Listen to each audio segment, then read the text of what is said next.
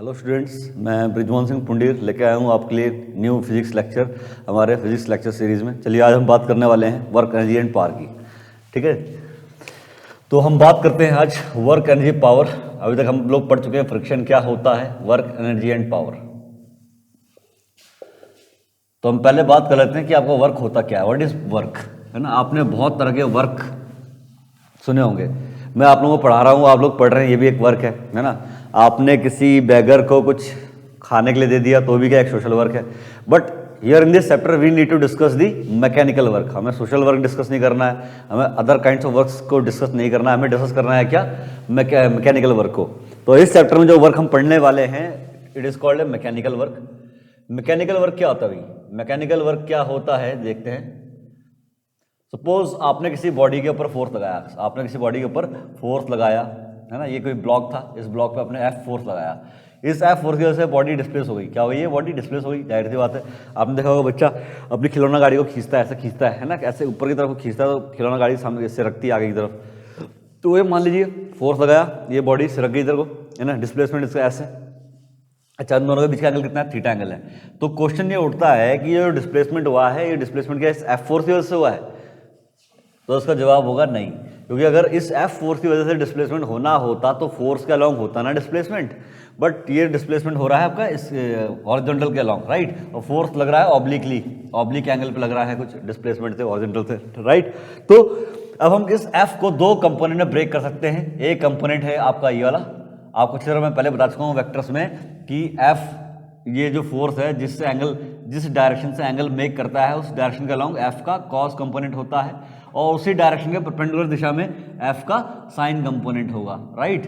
तो आपने इस एफ फोर्स को दो कंपोनेंट में तोड़ दिया, एक तो एफ कॉस थीटा, एक एफ साइन थीटा, और इस एफ का जो कॉस कंपोनेंट है उसकी वजह से डिस्प्लेसमेंट हो रहा है। तो जो डिस्प्लेसमेंट एस है ना, ये इस कॉस कंपोनेंट की वजह से हो रहा है, एफ के कॉस कंपोनेंट की वजह से डिस्प्लेसमेंट हो रहा है। तो वर्क के लिए जो वर्क हो, मैकेनिकल वर्क हो रहा है, उसके लिए इस डिस्प्लेसमेंट का कॉस कंपोनेंट रेस्पॉन्सिबल है। तो आप बोलेंगे जो यहाँ पे वर्क डन है वो कितना है भाई? वो है F cos theta into displacement, है ना। तो इन दोनों का जो क्या बोलते हैं प्रोडक्ट है वो आपको वर्क देगा, ठीक है जी। और वर्क को आप F S cos theta, F S cos theta, यहाँ पर थीटा क्या है? एफ और एस के बीच का एंगल है। ये एफ और एस जो डिस्प्लेसमेंट है उनके बीच का एंगल है ना थीटा। तो इसको हम ऐसे भी लिख सकते हैं, कैसे? F vector dot S vector. आप लोगों को अच्छी तरह याद होगा जब मैंने आपको डॉट प्रोडक्ट पढ़ाए थे, तो डॉट प्रोडक्ट में मैंने बताया होगा आपको ये कि क्या बोलते हैं, एफ डॉट एस क्या होता है? एफ डॉट एस होता है एफ और एस का, समझ गए ना। तो एफ और एस का जो डॉट प्रोडक्ट है वो वर्क है। और ये आपने देखा दो वेक्टर को मल्टीप्लाई करके आपको क्या मिल रहा है? स्केलर मिल रहा है। तो ये बहुत ही अच्छा एग्जांपल है इसका, स्केलर प्रोडक्ट का, जिसमें कि दो वेक्टर को मल्टीप्लाई करोगे आपको एक स्केलर क्वांटिटी मिलती है। तो इस तरह के प्रोडक्ट को बोलते हैं स्केलर या डॉट प्रोडक्ट, राइट। अब हम बात करते हैं इसकी वर्क की एसआई यूनिट क्या होती है। आप लोगों को सबको पता है वर्क की एसआई यूनिट क्या होती है। इसकी एसआई यूनिट होती है जूल, ठीक है जी, जूल होती है। ये एक स्केलर क्वांटिटी, कैसे क्वांटिटी है? स्केलर क्वांटिटी है। तो आप लोगों को आइडिया लग गया कि वर्क क्या होता है। वर्क होता है भैया जब आप किसी बॉडी पे फोर्स लगाओ और वो बॉडी डिस्प्लेस हो जाए, तो उस केस में आप बोलोगे कि उस फोर्स ने कुछ वर्क किया है। कितना वर्क किया है?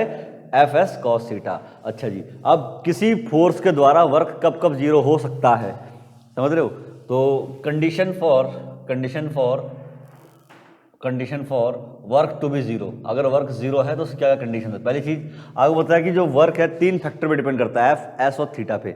या तो आप फोर्स ही नहीं लगा रहे हो, या तो फोर्स ही नहीं लगा रहे हो, या आप फोर्स तो लगा रहे हो पर डिस्प्लेसमेंट नहीं हो रहा है। जैसे कि मैं दीवार को पुश कर रहा हूँ, फोर्स तो बहुत ज़्यादा लगा रहा हूँ पर दीवार पुश नहीं हो रही है, दीवार डिस्प्लेस नहीं हो रही है, तो डिस्प्लेसमेंट जीरो है। उस केस में वर्क डन कितना हो जाएगा? जीरो हो जाएगा। एस को जीरो रख दो, है ना, तो उस केस में भी आपका वर्क डन जीरो हो जाएगा। तीसरा पॉसिबल सिनेरियो क्या है? अगर थीटा की वैल्यू कितनी हो जाए? थीटा की वैल्यू 90, क्योंकि cos 90 कितना होता है? बिकॉज cos 90 वो जीरो होता है ना। cos 90 की वैल्यू कितनी होती है? जीरो होती है। तो इस केस में भी आपका जो वर्क डन होगा वो जीरो हो जाएगा। तो आप आई थिंक आप लोगों को आइडिया लग गया होगा कि वर्क कब कब किन सिनेरियोज में जीरो होता है, या तो फोर्स जीरो हो, या डिस्प्लेसमेंट जीरो हो, या थीटा जीरो हो। और ये आपको ऑलरेडी पूछ चुके हैं आपसे एनडीए में, ठीक है जी। तो इससे रिलेवेंट क्वेश्चन आपका बन चुका है, तो इस चीज़ पर आप ध्यान रखेंगे आप लोग। तो आप लोगों को आइडिया लग गया कि मैकेनिकल वर्क क्या होता है। अब हम आगे बढ़ते हैं, हमारे पास जो नेक्स्ट टॉपिक है वो है एनर्जी, ठीक है जी। एनर्जी क्या होती है भाई? What is energy? कोई बॉडी कितना वर्क कर सकती है, कोई बॉडी कितना वर्क कर सकती है, उसे वर्क करने की क्षमता, किसी बॉडी के वर्क करने की क्षमता को एनर्जी बोलते हैं। अगेन मैं यहाँ पे क्या बोल रहा हूँ, बॉडी के काम का वर्क करने की क्षमता। मैं ये नहीं बोल रहा हूँ कि वर्क एनर्जी के इक्वल होता है, समझ गए ना। इसका मतलब क्या है, अगर किसी बॉडी के अंदर 200 जूल एनर्जी है तो इसका मतलब ये नहीं कि 200 जूल वर्क 200 जूल का वर्क कर देगी वो। इसका मतलब ये है कि जिस बॉडी के अंदर 200 जूल क्या बोलते हैं एनर्जी है, वो क्या बोलते हैं दूसरी बॉडी जिसके अंदर की 100 जूल एनर्जी है उससे ज़्यादा वर्क कर सकती है। मतलब किसी बॉडी के अंदर जो एनर्जी होती है उसको वर्क करने की क्षमता होती है। अब जरूरी थोड़ा ना कि 200 जूल एनर्जी है तो 200 जूल वर्क हो जाएगा। 200 जूल एनर्जी है तो वो बॉडी 150 जूल वर्क करेगी, है ना। तो जो जिसके अंदर 100 जूल एनर्जी है वो 70 जूल वर्क करेगी। तो कहने का मतलब आपके अंदर जितनी ज़्यादा एनर्जी होगी आप उतना वर्क कर पाएंगे। तो एनर्जी क्या होती है, it is an ability, it is an ability of a body, it is an ability of a body to do work, body to do work. Body के जो कार्य करने की क्षमता होती है उसको क्या बोलते हैं हम लोग, वर्क बोलते हैं। तो आप लोगों को आइडिया लग गया भैया एनर्जी क्या चीज़ है। एनर्जी बॉडी के कार्य करने की क्षमता, समझ रहे हो। तो more the energy more work can be done by the body, समझ गए ना। तो more energy means more energy means more work the body can do, more work a body can do, a body can do, right. दोनों equal नहीं होते। मैं ये नहीं कह रहा हूँ कि एनर्जी और वर्क इक्वल है, मैं कह रहा हूँ जितना बॉडी में ज़्यादा एनर्जी होगी उतना वो वर्क कर पाएगी, राइट। तो आप लोगों को आइडिया लग गया कि भैया एनर्जी क्या होती है। अच्छा जी, इसका SI यूनिट क्या होती है, अगेन SI यूनिट इसकी भी जूल होती है। SI यूनिट एनर्जी की क्या होती है, जूल होती है, जो कि एक स्केलर क्वांटिटी है। कैसे क्वांटिटी है, स्केलर क्वांटिटी है, स्केलर क्वांटिटी है, राइट। तो आप लोगों को आइडिया लग गया भैया एनर्जी क्या चीज़ है। इसमें कोई कन्फ्यूजन नहीं होनी चाहिए आप लोगों को किसी को भी कि आपके पास एनर्जी क्या चीज़ है, राइट। अब हम बात करते हैं conservation of energy. Conservation of energy क्या होता है भाई, कंजर्वेशन ऑफ एनर्जी, एनर्जी का संरक्षण। एनर्जी का संरक्षण मतलब अब एनर्जी का संरक्षण नियम क्या बोलता है, कंजर्वेशन ऑफ एनर्जी, ठीक है जी। एक तरह से एक लॉ है, तो उसको हम बेसिकली क्या बोलेंगे, law of conservation of energy. ये लॉ क्या बोलता है, अगर आपके पास कोई आइसोलेटेड बॉडी है, ऐसी बॉडी है जो कि सराउंडिंग के साथ में, ऐसा सिस्टम है आपके पास में जो सराउंडिंग के साथ में किसी भी प्रकार का एक्सचेंज नहीं कर रहा है, ना तो उनके बीच में सराउंड सिस्टम और सराउंडिंग के बीच में ना तो एनर्जी एक्सचेंज हो रहा है, ना तो वर्क एक्सचेंज हो रहा है, ना तो मास एक्सचेंज हो रहा है, तो सिस्टम, ऐसे सिस्टम को बोलते हैं आइसोलेटेड सिस्टम, ठीक है जी। तो अगर आपके पास कोई आइसोलेटेड सिस्टम है तो उसकी एनर्जी हमेशा कॉन्स्टेंट रहने वाली है। The energy of an isolated system, energy of an isolated system remains constant, तो उसकी एनर्जी क्या रहती है, कांस्टेंट रहने वाली है, रिमेन्स कांस्टेंट। तो आइसोलेटेड सिस्टम की जो एनर्जी आपके पास कांस्टेंट रहने वाली है, पहली चीज। अब आपको पता है इस पूरे यूनिवर्स में कोई भी सिस्टम अपने आप में परफेक्टली आइसोलेटेड नहीं होता है। तो अगर मैं पूरे यूनिवर्स को एक सिस्टम मान लूँ तो यूनिवर्स के बाहर तो कुछ है नहीं, तो क्या यूनिवर्स की अपने आप में एक परफेक्टली आइसोलेटेड सिस्टम का एग्जाम्पल नहीं है। तो हम कह सकते हैं कि energy of the universe is constant, energy of universe is constant. आपके यूनिवर्स की जो एनर्जी है वो कांस्टेंट रहने वाली है। यूनिवर्स की एनर्जी क्या रहने वाली है, energy of universe is constant. दूसरा मैं आपको कहूँगा इस यूनिवर्स की, पूरे यूनिवर्स की जो एनर्जी है कांस्टेंट रहने वाली है, ठीक। अब आपको बता, अगर यूनिवर्स की एनर्जी कांस्टेंट है, अगर पूरे यूनिवर्स की एनर्जी कांस्टेंट है तो आप इस पूरे यूनिवर्स की एनर्जी को ना तो बढ़ा सकते हो ना घटा सकते हो। तो energy of the universe can neither be created, है ना। एनर्जी ऑफ द यूनिवर्स को मारो बोली एनर्जी, है ना।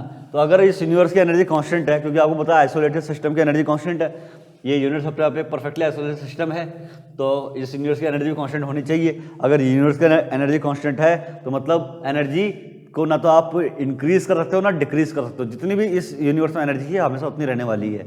तो energy of a body, sorry again, energy आप बोल सकते हैं can neither be created, energy can neither be created nor be destroyed,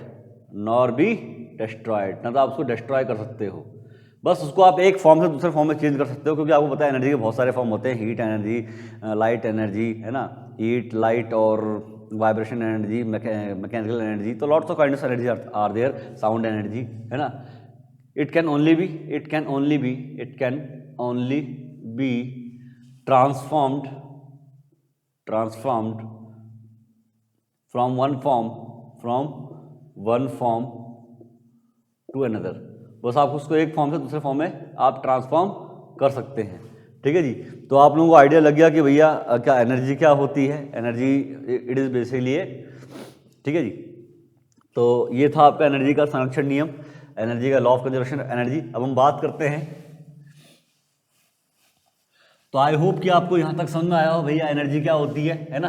अब हम बात कर लेते हैं भैया पावर की। पावर क्या होता है, व्हाट इज पावर। अब हम बात करते हैं पावर की, व्हाट इज पावर। पावर क्या होता है, रेट ऑफ वर्क डन। आप एक सेकंड में कितना वर्क करते हैं। कोई इलेक्ट्रिकल अप्लायंस एक सेकंड में कितनी एनर्जी कंज्यूम करती है ना। तो एक सेकंड में जो हिसाब चल रहा है दैट इज कॉल्ड पावर।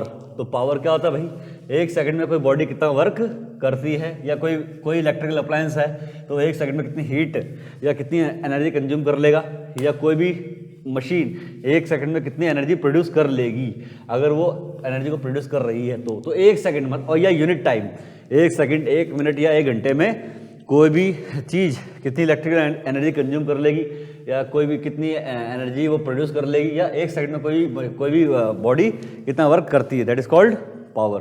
तो पावर क्या चीज़ आपके पास में, it is a rate of work done. Rate का मतलब एक सेकंड, रेट ऑफ एक सेकंड, एक मिनट या एक hour, rate of work done या rate of energy consumption. Energy consumption, एक सेकंड में कितनी एनर्जी कंज्यूम हो रही है भाई, है ना। और rate of energy production, energy production. ठीक है जी। तो एक सेकंड में कितनी आपकी एनर्जी प्रोड्यूस हो रही है। तो जो आपके पास पावर होती है ये होती है T/dt ऑफ कितनी आपकी वर्क हो रहा है, कितना वर्क हो रहा है, या रेट ऑफ एनर्जी प्रोडक्शन। ठीक, एक सेकंड में कितनी एनर्जी आपकी प्रोड्यूस हो रही है। तो पावर की ऐसा यूनिट क्या हो जाएगी भाई, पावर की ऐसा यूनिट हो जाएगी आपके पास क्या, ऐसा यूनिट हो जाएगी, ये ऊपर जूल है नीचे सेकंड है, जूल पर सेकंड, इसी को हम बोलते हैं क्या, वाट। तो पावर की ऐसा यूनिट क्या होती है भाई, वाट होती है। और कैसी क्वांटिटी है, ये भी आपका स्केलर क्वांटिटी। कैसी क्वांटिटी है, वाट भी स्केलर क्वांटिटी है। तो आप लोगों को आइडिया लग गया होगा आई होप कि पावर क्या होती है। चलिए जी, अब हम बात करते हैं some more units of power. Power के कुछ इंपॉर्टेंट यूनिट्स और हैं, some more units of power, some more units of power, right, units of power. तो पावर की कुछ और यूनिट्स आपके पास में है, जैसे कि आपके पास में पहली यूनिट है क्या, 1 किलोवाट। 1 किलोवाट में होते हैं 1000 वाट। 1000 वाट का मतलब होता है 1000 जूल एनर्जी आपकी कंज्यूम हो रही है पर सेकंड। ठीक है जी। तो एक और आपकी यूनिट होती है that is called megawatt. Megawatt, तो मेगावाट में होते हैं 10 लाख वाट। ठीक है जी। इसका मतलब 10 लाख जूल एनर्जी कंज्यूम हो रही है पर सेकंड, राइट। इसके बाद आपके पास एक बहुत ही फेमस यूनिट और है that is called horse power. एक हॉर्स पावर में होते हैं 746 वाट। ठीक है जी। तो हॉर्स पावर में 746 वाट आपके होते हैं, राइट। ठीक है जी। तो ये आपके पास कुछ यूनिट्स थी पावर की, है ना।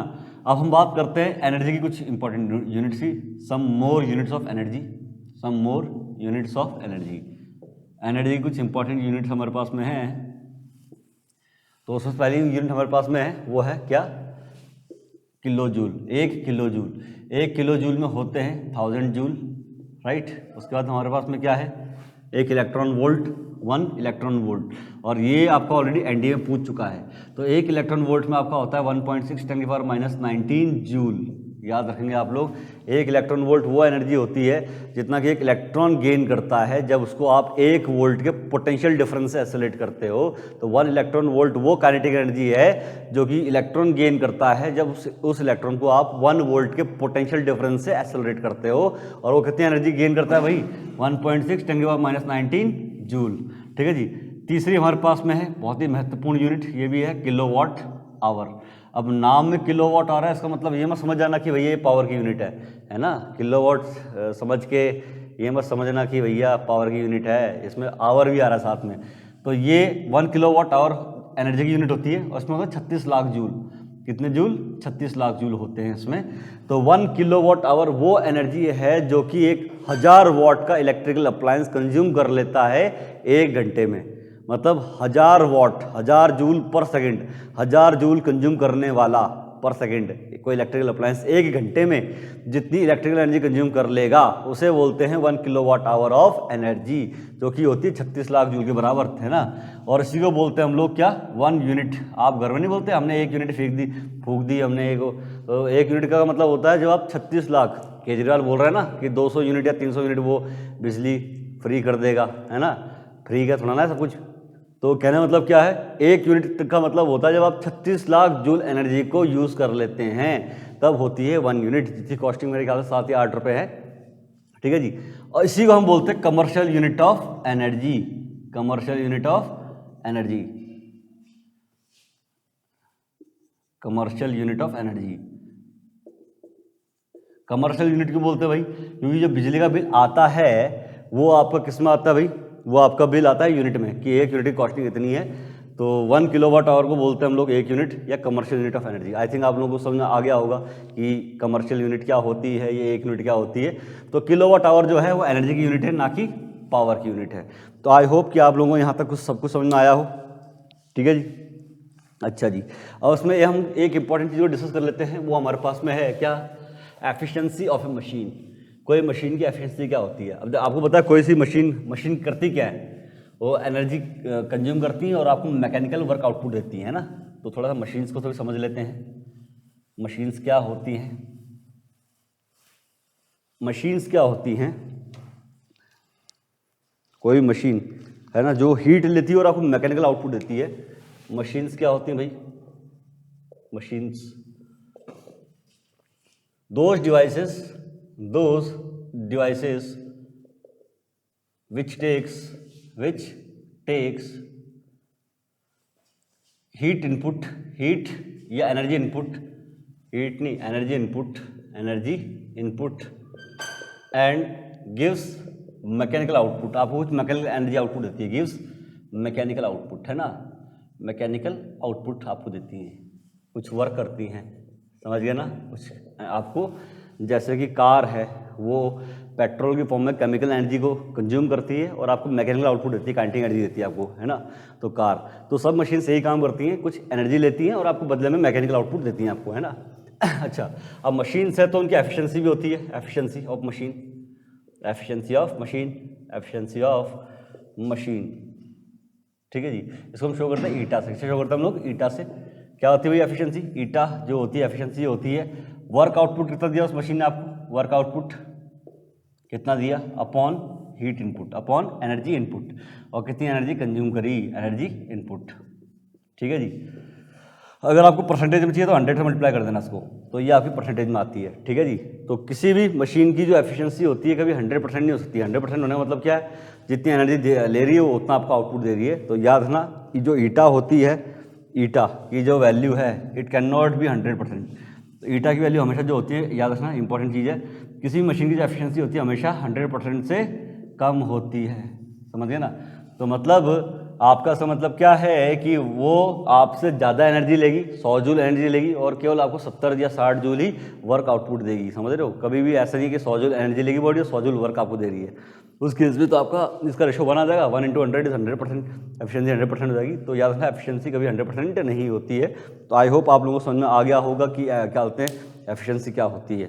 अब हम बात कर लेते हैं भाई कुछ कंजर्वेटिव फोर्सेस की, है ना, कुछ इंपॉर्टेंट काइंड ऑफ फोर्सेस। जब मैंने आपको लॉज ऑफ मोशन पढ़ाया था तो लॉज ऑफ मोशन में आपने पढ़ा था क्या, contact and non contact forces. यहाँ पे हम पढ़ेंगे conservative and non conservative forces. मैंने उस समय भी आपको लोगों को बोला था कि वर्क एनर्जी पावर में हम फोर्सेस का एक और क्लासिफिकेशन पढ़ेंगे, और वो क्लासिफिकेशन क्या है, conservative and non conservative forces. Discuss कर लेते हैं हम लोग कि आपको कंजर्वेटिव और नॉन कंजर्वेटिव फोर्सेस क्या होता है, फिर आगे बढ़ेंगे, ठीक है जी। तो हम बात करते हैं conservative and non conservative forces की, ठीक। पहले हम बात कर लेते हैं किसकी, कंजर्वेटिव फोर्स की, conservative force, conservative and non conservative forces, non conservative forces, तो हम पहले बात करते हैं कंजर्वेटिव फोर्स की। कंजर्वेटिव फोर्स क्या होता है भाई, conservative force, conservative force suppose मैं कहता हूँ ये आपका अर्थ है, अर्थ है, अर्थ एक ग्रेविटेशनल फील्ड में आपको इस पॉइंट ए से पॉइंट बी की तरफ जाना है, पॉइंट ए ये रहा, पॉइंट बी ये रहा, आपको ए से बी की तरफ जाना है, ठीक है जी। आप कौन सा पाथ फॉलो करेंगे, आपने पाथ फॉलो किया ये वाला सीधा, तो सपोज मैं कहता हूँ आपको 10 जूल वर्क करना पड़ा, कितना जूल वर्क करना पड़ा, ए से बी तक जाने में 10 जूल। आपने दूसरे केस में दूसरा पाथ फॉलो किया, ये वाला पाथ फॉलो किया है ना, आपको कितना वर्क करना पड़ेगा इस केस में। और आपने तीसरे केस में क्या किया, आपने भैया पृथ्वी का पूरा चक्कर लगा के पॉइंट बी तक गए, है ना, ये हमारी पृथ्वी है, इस पृथ्वी का पूरा चक्कर लगा के आप पॉइंट बी तक गए। तो तीनों केस में आप गए ए से बी की तरफ, एक में आपने सीधा स्ट्रेट पाथ फॉलो किया, एक में थोड़ा कर्व पाथ फॉलो किया, एक में आपने पूरा पृथ्वी का चक्कर लगा के बी तक गए। तो इसमें से किस पाथ में आपको ज़्यादा वर्क करना पड़ेगा? कमाल की बात यह है कि तीनों ही पाथ में आपको इक्वल सेम वर्क करना पड़ेगा। इसमें भी 10 जूल किया है तो इसमें भी 10 जूल वर्क करना पड़ेगा और इसमें भी 10 जूल वर्क करना पड़ेगा, समझ गए। तो मतलब ऐसे फोर्सेस, क्योंकि यहाँ पे जो वर्क कर रहे हैं ना, आप यहाँ पे ए से बी तक जाने में जो वर्क कर रहे हैं वो वर्क आप कर रहे हैं ग्रेविटेशनल फोर्स के अगेंस्ट। तो ऐसे फोर्सेस जिनके कारण जो वर्क डन होता है पाथ पे डिपेंड नहीं करता है, कोई सा भी पाथ फॉलो कर लो, अगर इनिशियल पॉइंट और फाइनल पॉइंट फिक्स हैं, चेंज इनिशियल और फाइनल पॉइंट फिक्स हैं, तो आपको सभी पाथ में सेम आपको वर्क करना पड़ेगा अगर इनिशियल पॉइंट और फाइनल पॉइंट फिक्स है। तो मतलब ऐसे फोर्सेस जिनकी वजह से जो वर्क डन होता है, वर्क डन बॉडी ने कौन सा पाथ ट्रेवल किया इस पर डिपेंड नहीं करता, इस बात पे डिपेंड करता है कि बॉडी का इनिशियल पॉइंट क्या है और फाइनल पॉइंट क्या है। तो ऐसे फोर्सेस को बोलते हैं हम लोग कंजर्वेटिव फोर्स। तो कंजर्वेटिव फोर्स क्या होते हैं? Those forces due to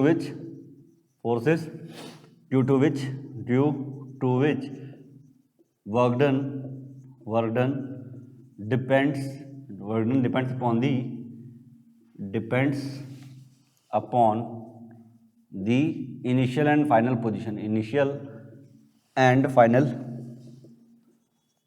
position of body and is independent of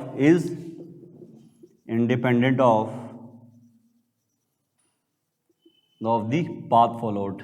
कौन सा पाथ आपने फॉलो किया है उस पर डिपेंड नहीं करता है, ठीक है जी। आपने कौन सा पाथ फॉलो किया इस पर वर्क डिपेंड नहीं करता है, इनिशियल पोजीशन फाइनल पोजीशन क्या उस पर डिपेंड करता है, those forces due to which the work done, ठीक है जी। तो पाथ पे डिपेंड नहीं करता है, समझ रहे हो। ऐसे कौन से फोर्सेस हैं? फॉर एग्जांपल आपके पास ऐसे फोर्सेस हैं, ग्रेविटेशनल फोर्स है ना, मैग्नेटिक एंड इलेक्ट्रिक फोर्स, ये सब किसके एग्जाम्पल हैं? आपके कंजर्वेटिव फोर्स के एग्जाम्पल हैं, ठीक है जी, इलेक्ट्रिक फोर्सेस, राइट। और याद रखना जो पोटेंशियल एनर्जी का जो कंसेप्ट है वो केवल कंजर्वेटिव फोर्स फील्ड में ही डिफाइन होता है। मैं फिर से रिपीट कर रहा हूं, जो पोटेंशियल एनर्जी का जो कंसेप्ट होता है वो केवल कंजर्वेटिव फोर्स फील्ड में ही डिफाइन होता है। तो याद रखेंगे the concept of the potential energy, किसी बॉडी की जो पोटेंशियल एनर्जी होती है, potential energy is defined only in conservative force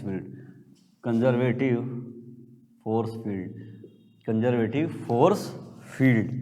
तो आपकी जो पोटेंशियल एनर्जी का कॉन्सेप्ट है वो केवल कंजर्वेटिव फोर्स की फील्ड में डिफाइन होता है। इसलिए आपने सुना होगा gravitational potential energy, magnetic potential energy, electric potential energy, कभी सुना है फ्रिक्शन पोटेंशियल एनर्जी? नहीं, है ना, विस्कस पोटेंशियल एनर्जी नहीं। क्यों? बिकॉज वो आपके नॉन कंजर्वेटिव फोर्सेज होते हैं, ठीक है जी। तो आपको ये चीज़ ध्यान में रखनी है। तो इनके अलावा जो भी फोर्सेज हैं सब क्या है?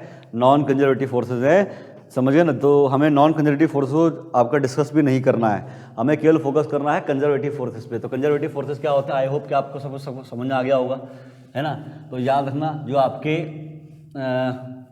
पोटेंशियल एनर्जी है वो केवल कंजर्वेटिव फोर्स फील्ड में डिफाइन होती है, ठीक। अब हम आगे बढ़ते हैं, ठीक है। नॉन कंजर्वेटिव फोर्सेस को डिस्कस नहीं करेंगे, आपको आइडिया लग गया होगा नॉन कंजर्वेटिव फोर्सेस क्या होते हैं। ऐसे फोर्सेस जिसमें कि जो वर्क डन होता है पाथ पे डिपेंड करता है, उसमें इन तीनों पाथ के लिए वर्क डन डिफरेंट आएगा। तो नॉन कंजर्वेटिव फोर्सेस सबसे बढ़िया एग्जांपल क्या है? Friction, viscous force etcetera, right. तो हम बात करते हैं अब मैकेनिकल एनर्जी की। मैकेनिकल एनर्जी क्या होती है? मैकेनिकल एनर्जी क्या होती है, ठीक है जी। मैकेनिकल एनर्जी जो होती है ना बॉडी की, मैकेनिकल एनर्जी ई मान लेते हैं, ये जो ई होती है ये बॉडी की पोटेंशियल एनर्जी और काइनेटिक एनर्जी का सम होती है। तो मैकेनिकल एनर्जी क्या होती है? It is a sum of potential and kinetic energy, potential and kinetic energy of the body, potential and kinetic energy of the body. तो बॉडी की पोटेंशियल और काइनेटिक एनर्जी का सम होता है, राइट। अब बात करते हैं भैया पोटेंशियल एनर्जी क्या होती है। पोटेंशियल एनर्जी क्या होती है, ठीक है जी। पोटेंशियल एनर्जी को कैपिटल यू से शो करेंगे हम लोग। अब याद रखना, किसी बॉडी की जो एनर्जी उसकी पोजीशन के कारण हम लोग उस बॉडी में कंसीडर करते हैं उसकी पोजीशन के कारण। कहाँ पर उसकी पोजीशन? किसी कंजर्वेटिव फोर्स के फील्ड में बॉडी की जो पोजीशन है उसकी उस पोजीशन के कारण जो उसका एनर्जी एज्यूम की जाती है उस बॉडी की, उसे हम बोलते हैं पोटेंशियल एनर्जी। तो क्या चीज़ है ये? The energy of a body, the energy of a body due to its position. किसके कारण? पोजीशन के कारण। Position in conservative force field. तो किसी कंजर्वेटिव फोर्स फील्ड में बॉडी की जो पोजीशन, बॉडी की पोजीशन की वजह से जो एनर्जी उसमें कंसीडर करते हैं उसे हम क्या बोलेंगे? Potential energy. अभी हम बात कर लेते हैं कौन सी पोटेंशियल एनर्जी की? मैग्नेटिक, इलेक्ट्रिक नहीं, मैग्नेटिक पोटेंशियल एनर्जी की बात नहीं करेंगे। अभी इस चैप्टर में हम बात करेंगे ग्रेविटेशनल पोटेंशियल एनर्जी की। सपोज ये ग्राउंड है, ठीक है जी। यहां से h हाइट पर कोई बॉडी है, m मास की कोई बॉडी कितना हाइट पर है? h हाइट पर है। तो उसकी जो ग्रेविटेशनल पोटेंशियल एनर्जी होगी वो कितनी होगी? mgh। तो यहाँ पर आपने देखा बॉडी की जो ये एनर्जी है, पोटेंशियल एनर्जी, वो उसकी हाइट पर, मतलब उसकी पोजीशन कितनी है ग्राउंड से, उस पर डिपेंड कर रही है ना। तो इस प्रकार की एनर्जी को हम क्या बोलते हैं? Potential energy, right. SI unit सबको पता है तो एनर्जी। तो एसआई यूनिट क्या होने वाली है इसकी? एसआई यूनिट जूल होगी इसकी, राइट। तो उसकी एसआई यूनिट होने वाली है जूल। तो यहाँ पे आपको कोई कन्फ्यूजन नहीं होनी चाहिए बच्चों। आगे बढ़ते हैं हम लोग, आगे बात कर लेते हैं किसकी?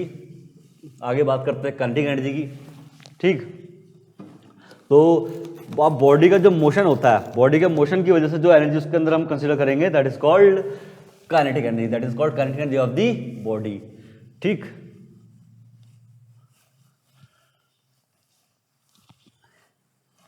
हम बात करते हैं बॉडी की काइनेटिक एनर्जी की।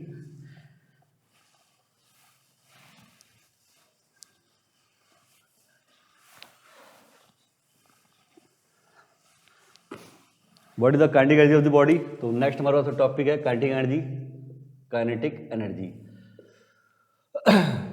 बॉडी काइनेटिक एनर्जी क्या होती है?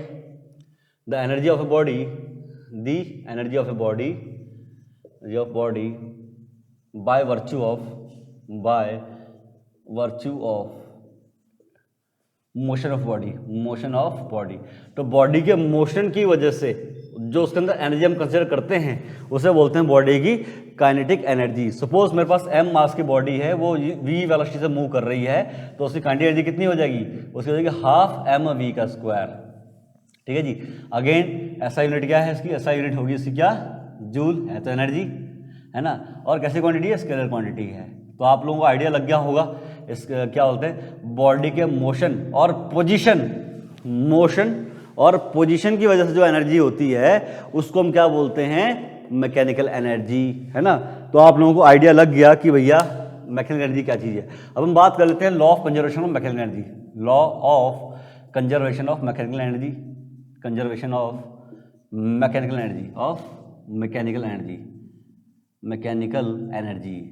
समझ रहे हो। तो हम बात करते हैं मैकेनिकल एनर्जी कंजर्वेशन की। अब आपको आइडिया लग गया मैकेनिकल एनर्जी क्या चीज़ है।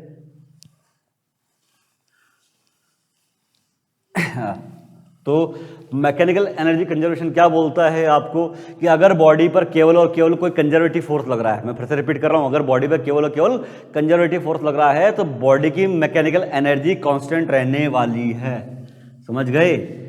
If only a conservative force is acting on a body,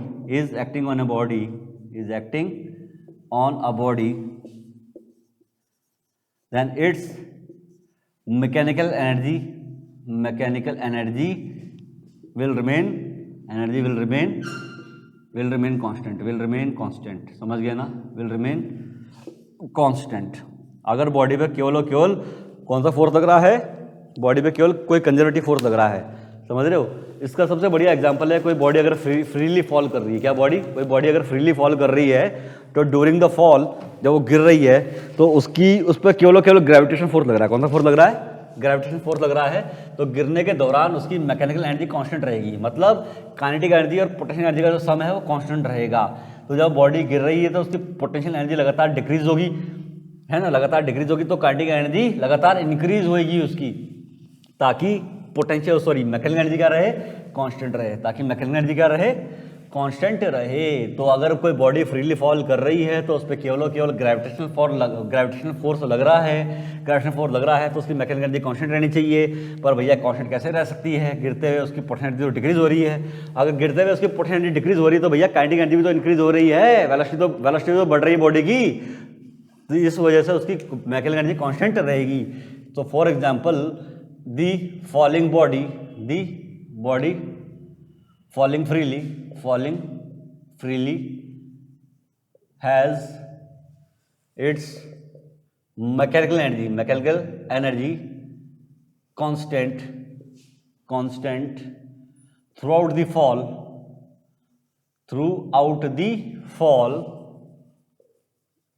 as only gravitational force is acting on the body, force is acting on the body, hence नीचे गिरने पे क्या होगा, अगर ये गिर रही है, ये भी इसकी काइनेटिक एनर्जी जीरो है, इसकी मैक्सिमम पोटेंशियल एनर्जी, पर नीचे गिरने के दौरान इसकी पोटेंशियल एनर्जी क्या हो जाएगी, डिक्रीज होती रहेगी, क्योंकि हाइट डिक्रीज हो रही है, तो पोटेंशियल एनर्जी होती है, ग्रेविटेशन पोटेंशियल एनर्जी होती है mgh, हाइट अगर डिक्रीज होगी, पोटेंशियल एनर्जी डिक्रीज होगी, तो पोटेंशियल एनर्जी किस पे कन्वर्ट हो जाएगी, काइनेटिक एनर्जी कन्वर्ट हो जाएगी। और पोटेंशियल और काइनेटिक का सम जो होता है उसे बोलते हैं मैकेनिकल एनर्जी, वो कांस्टेंट रहेगा, समझ गए ना। तो आपकी जो गिरती हुई बॉडी की वेलोसिटी लगातार क्यों बढ़ती है, वो in accordance with the law of conservation of mechanical energy. तो आई होप कि आप लोगों को ये समझ में आ गया होगा। अब आपका एक और इंपॉर्टेंट लॉ है, उसे बोलते हैं work energy theorem.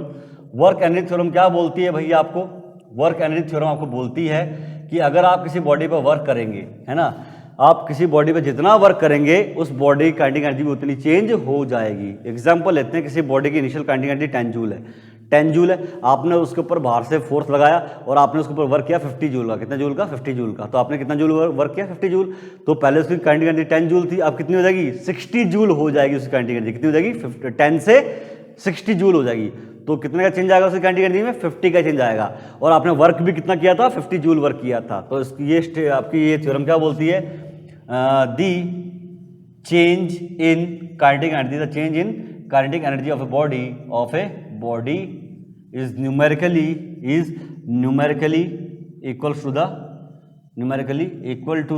equals to the work done by an external force on that body। तो उस बॉडी में किसी एक्सटर्नल फोर्स ने जो वर्क किया है तो वो वर्क उस बॉडी की काइनेटिक एनर्जी में चेंज के इक्वल होगा। दैट इज W बराबर होगा final kinetic energy minus initial kinetic energy, समझ गए ना। तो ये बच्चों कुछ इंपॉर्टेंट थ्योरी का कंसेप्ट थे आपके। आज के लिए हम लोग इतना करते हैं। नेक्स्ट लेक्चर में हम लोग डिस्कस करेंगे इनसे जुड़े हुए कुछ न्यूमेरिकल्स और प्रीवियस ईयर क्वेश्चंस, और हम बढ़ेंगे इस थ्योरी में आगे, ठीक है जी। तो मिलते हैं बच्चों आपसे नेक्स्ट लेक्चर में। टिल देन आप कीप स्टडिंग, है ना। चलिए।